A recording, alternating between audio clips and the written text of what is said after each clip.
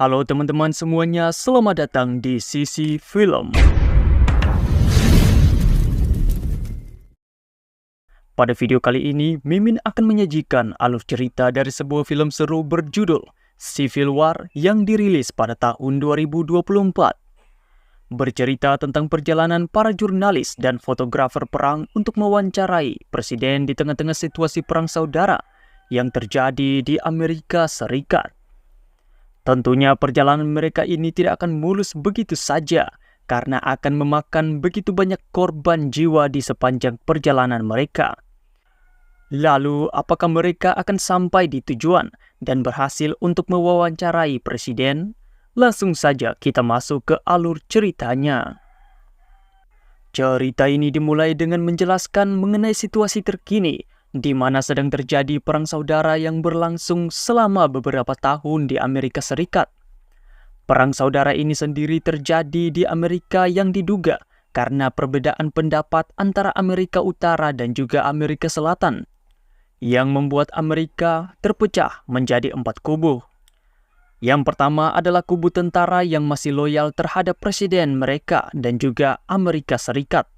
Kemudian yang kedua adalah kubu Texas dan juga California yang sudah memisahkan diri dan juga membentuk milisi pasukan barat atau WF. Kemudian yang ketiga ada kubu Florida dan yang keempat adalah kubu Aliansi Tentara Rakyat Baru yang lebih mirip seperti anggota separatis karena hanya ikut-ikutan dalam perang ini saja. Cerita lalu menampilkan Presiden Amerika yang memberikan sebuah pernyataan di berita kalau kini pasukan WF telah mengalami kekalahan yang amat besar dari Amerika Serikat dan sudah dipastikan mereka akan kalah. Presiden pun mengatakan kalau Texas dan juga California akan diterima kembali menjadi bagian dari Amerika Serikat apabila mereka sudah menggulingkan pemerintahan baru mereka. Berita tersebut pun ditonton oleh seorang fotografer perang bernama Lee yang berada di New York dengan situasi perang di mana-mana. Besok harinya Lee berserta dengan rekan jurnalisnya bernama Joel pergi untuk meliput sebuah kerumunan orang yang sedang berebutan air yang disediakan oleh pemerintah. Sayangnya dalam situasi tersebut malah terjadi keributan antara polisi dengan warga. Di situ Lee melihat seorang gadis amatir yang sedang mengambil gambar dengan jarak yang sangat dekat, yang membuatnya terkena pukulan dari polisi. Lee pun langsung menolong si gadis yang bernama Jessie serta memberikannya rompi jurnalis agar tidak diserang oleh masyarakat maupun polisi. Tiba-tiba seorang wanita berlari membawa bendera dan langsung saja melakukan bom bunuh diri di tengah kerumunan.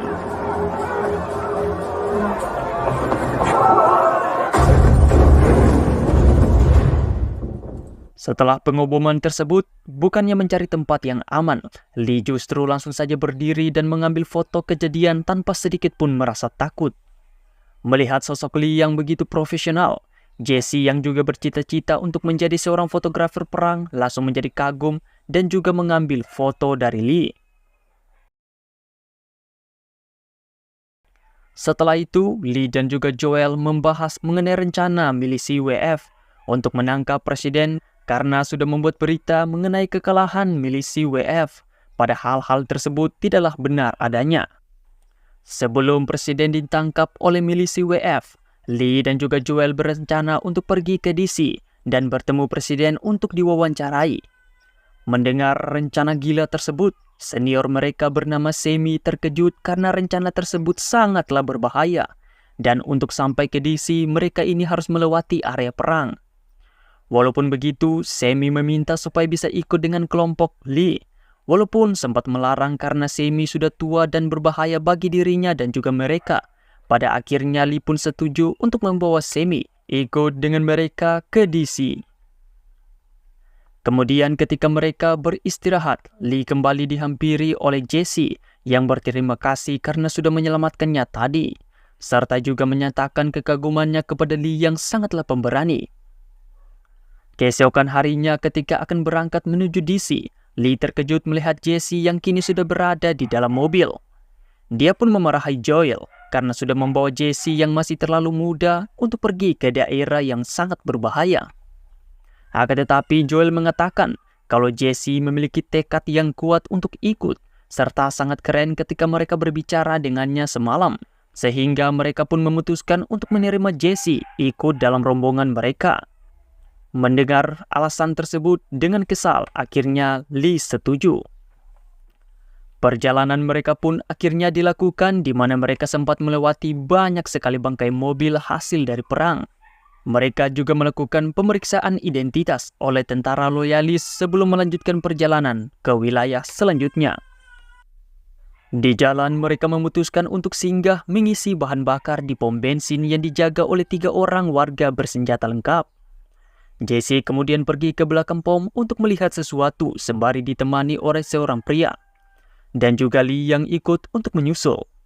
Rupanya Jesse pergi untuk melihat 2 orang pria yang sedang diikat secara hidup dengan kondisi yang sudah babak belur.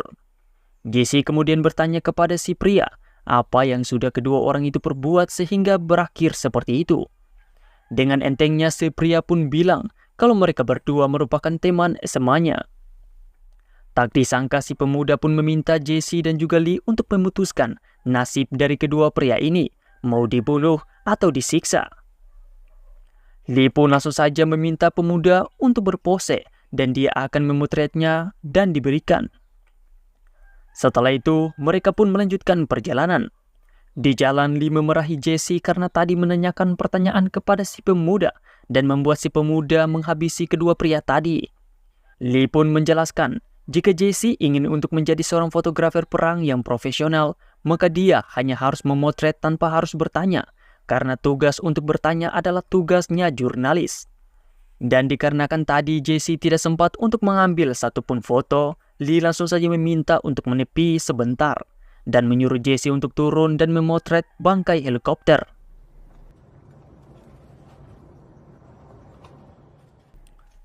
Malam harinya mereka semua pun beristirahat sembari menyaksikan langit malam yang dihiasi oleh cahaya peluru dan juga roket. Mereka pun berencana untuk pergi memeriksa lokasi perang tersebut ketika sudah pagi hari nanti. Joel juga menghampiri Jesse untuk menenangkan dirinya dan berjanji kalau Jesse akan baik-baik saja selama dia bersama dengan mereka. Besok harinya, mereka pun langsung saja turun ke lapangan untuk meliput aksi baku tembak antara tentara masyarakat dan juga tentara loyalis. Terlihat kalau aksi baku tembak tersebut sangatlah menegangkan, bahkan sampai membuat salah satu tentara rakyat meninggal saat dirinya hendak untuk menyelamatkan diri.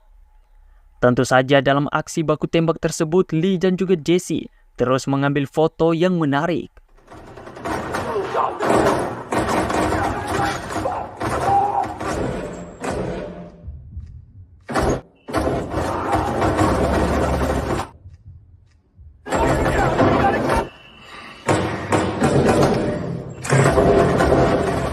Pada akhirnya aksi baku tembak mereka pun dimenangkan oleh kubu tentara rakyat. Para tentara rakyat pun kemudian memasuki gedung dan membunuh satu tentara yang sudah terluka serta menangkap 3 tentara lainnya. Setelah ditangkap, ketiga tentara tersebut langsung saja dieksekusi dengan menggunakan machine gun. Selepas itu, mereka kembali melanjutkan perjalanan dan menepi di kamp pengungsian untuk beristirahat semalam. Lee lalu berbincang dengan Jesse tentang kisah mereka masing-masing serta menyemangati Jesse agar tetap tegar untuk menjadi seorang fotografer perang karena pekerjaan itu sangatlah berisiko. Mereka juga memeriksa hasil foto dari Jesse. Keesokan harinya perjalanan mereka pun kembali dilanjutkan hingga mereka sampai di sebuah kota yang masih terlihat normal seperti tidak terjadi perang di daerah tersebut. Melihat situasi yang aman, mereka pun menyempatkan waktu untuk singgah di toko baju, di mana Lee mencoba sebuah gaun yang membuat dirinya cantik. Tidak mau untuk terlalu terlena dengan kondisi yang nyaman di tempat itu, mereka pun memutuskan untuk melanjutkan perjalanan. Di perjalanan mereka malah menemukan sebuah keanehan, di mana terdapat seekor mayat loyalis di jalan yang seperti terkena tembakan sniper. Dan benar saja seketika beberapa peluru pun langsung saja menuju mereka dan membuat mereka harus bersembunyi di balik mobil truk. Ketika mereka bersembunyi, mereka juga menemukan 2 orang tentara WF yang sedang memantau si sniper untuk menghabisinya. Setelah menunggu beberapa saat, akhirnya si tentara pun berhasil dihabisi oleh sniper di rumah.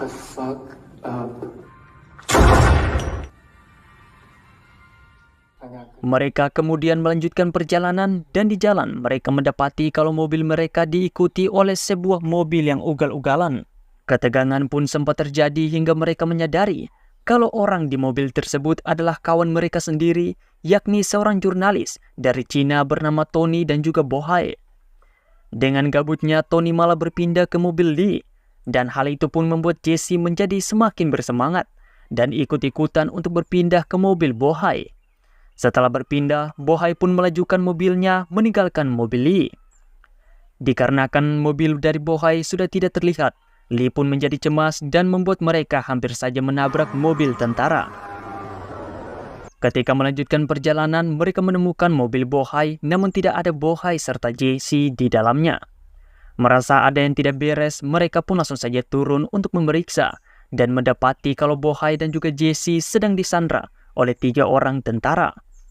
Terlihat juga kalau ketiga tentara tersebut sedang menguburkan banyak sekali mayat yang sudah mati. Takut kalau akan terjadi sesuatu yang buruk kepada Jesse dan juga Bohai, Lee, Tony, serta Joel langsung saja mendatangi para tentara untuk bernegosiasi. Joel di situ langsung mengatakan kalau mereka ini adalah jurnalis dan kedua orang yang disandra adalah rekan jurnalis mereka. Si tentara pun menanyakan tujuan mereka, di mana Joel menjawab kalau mereka hendak pergi ke sebuah kota untuk meliput sebuah universitas. Si tentara pun hanya merespon dengan menebak mati si Bohai, hingga membuat mereka semua panik bahagia. Si tentara itu kemudian menanyakan asal mereka semua, dan ketika dia tahu kalau Tony berasal dari Cina, dia pun langsung saja menghabisi Tony saat itu juga. China. Kemudian ketika akan menghabisi mereka semua, untungnya Semi datang dan menabrak kedua tentara itu. Mereka semua pun kemudian melarikan diri sembari ditembak oleh salah satu tentara yang tersisa. Di jalan mereka menyadari kalau Semi terkena tembakan. Setelah perjalanan panjang yang menegangkan dan juga merekrut banyak sekali nyawa, mereka pun akhirnya sampai di markas milisi WF yang tengah bersiap untuk melakukan penyerangan ke DC dan menangkap presiden.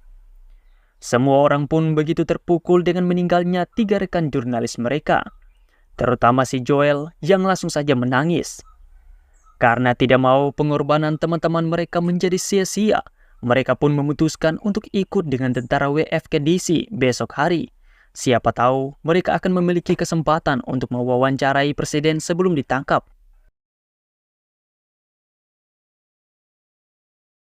Singkat waktu, akhirnya mereka semua sampai di DC dan terlihatlah perang saudara yang terjadi dengan begitu kacau, hingga membuat Lee menjadi terdiam membisu tanpa mengambil sedikit pun gambar. Sementara itu, Jesse dengan berani mengambil foto sebanyak yang bisa dia dapatkan.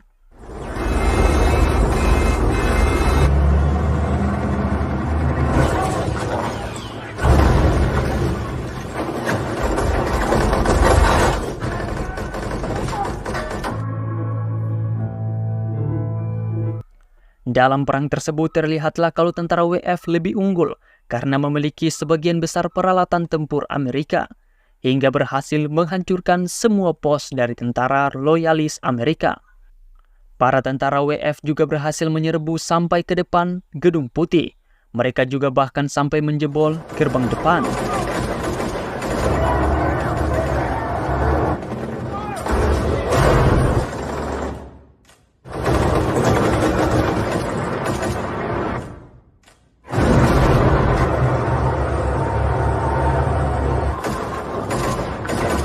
Sayangnya salah satu jurnalis mengatakan kepada Joel kalau kini misi untuk menangkap presiden hidup-hidup dibatalkan dan diganti dengan misi untuk menghabisi presiden di tempat.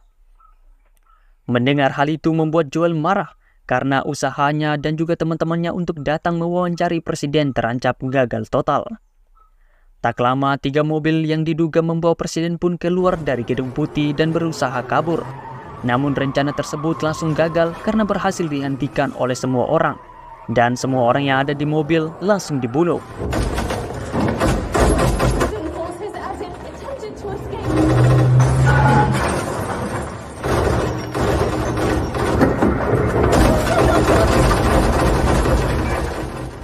Lee yang sadar kalau presiden masih ada di dalam gedung putih, dia pun langsung saja mengajak yang lain untuk masuk lebih dahulu mencari presiden.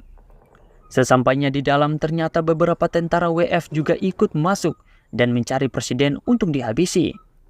Agar mereka bisa aman, mereka pun mengikuti para tentara dan menyusuri lebih dalam serta mencari dan menghabisi para penjaga presiden. Gunner, point! Get back. Get back.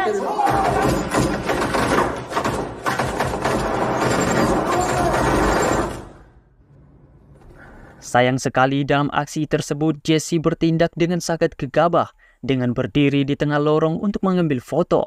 Melihat Jesse yang akan ditembak, Lee pun langsung saja mengorbankan dirinya dengan melindungi Jesse dan dirinya pun berakhir dengan tewas ditembak.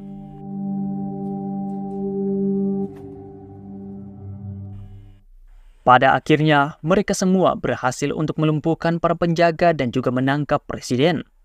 Sebelum presiden dibunuh, Joel pun dengan emosinya meminta kata-kata terakhir presiden yang meminta untuk tidak dibunuh. Karena muak, Joel pun mengatakan, "Ya sudahlah, sudah cukup."